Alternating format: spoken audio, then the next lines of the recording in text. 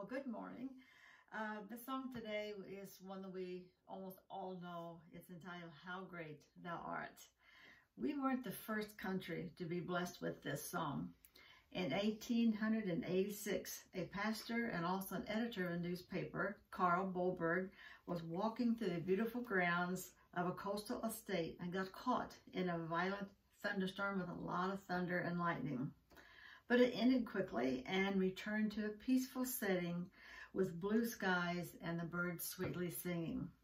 He was in such awe and adoration of the power of God that he dropped to his knees in worship and later wrote 9 stanzas of praise of what he just saw. It was entitled O Stor Gud, which in Swedish means O Great God. The Swedish congregations began singing them to a Swedish folk melody.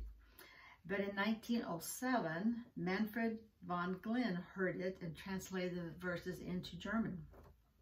In 1912, a Russian pastor, Reverend Ivan Prokhorov, translated them into Russian.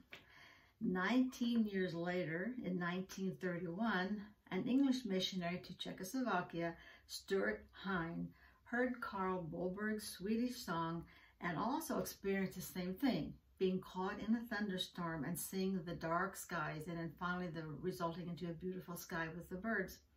He returned to England in 1948 and added 2 more verses. Finally, the United States was blessed with this song. In 1954, Dr. J. Irwin Orr, O-R-R, introduced Hine's How Great Thou Art. By then it had changed the title a little bit over here. He had heard it sung by tribesmen in India and decided to bring it back to America for use in his own meetings. 3 years later, it began circling the world with Billy Graham's New York Crusades. In New York Crusade of 1957, it was sung by George Beverly Shea 99 times, with the choir joining the majestic refrain, Then sings my soul, my Savior God, to thee, how great thou art, how great thou art. So along with appreciation and assurance of who God is and what he can do, let's also remember something else. When God whispers in our heart something he wants us to do, don't dismiss it as something insignificant. Please listen and obey. You never know when that small act of obedience has circled the world, blessing thousands of people.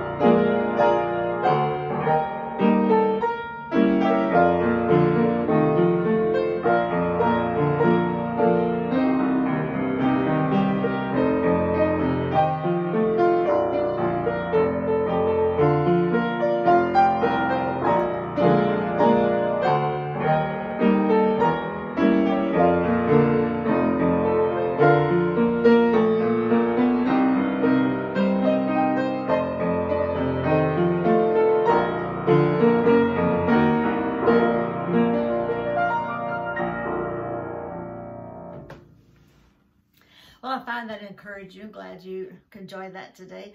And please visit us again next Monday for another one of Cheryl's Cherished Hymns.